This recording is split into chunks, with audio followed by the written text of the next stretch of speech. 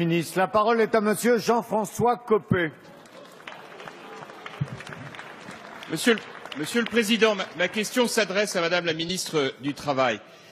Madame la Ministre, je n'arrive pas à comprendre pourquoi, dans le texte que vous présentez, qui a vocation à aider à la vie économique, à faciliter la vie dans les entreprises, vous avez décidé d'introduire pour la première fois dans le Code du travail le fait religieux. Je ne le comprends pas pour la raison suivante.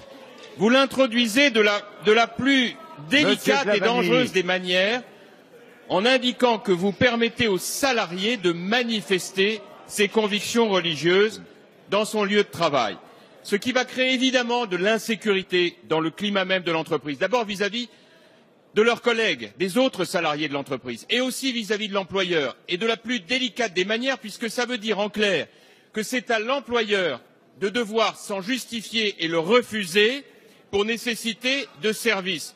Concrètement, ça veut dire quoi, Madame la Ministre? Ça veut dire que vous allez créer un rapport de force extrêmement difficile à vivre au détriment de l'employeur et des autres salariés. Ce n'est pas cette idée que nous nous faisons de la laïcité et de la neutralité dans l'entreprise.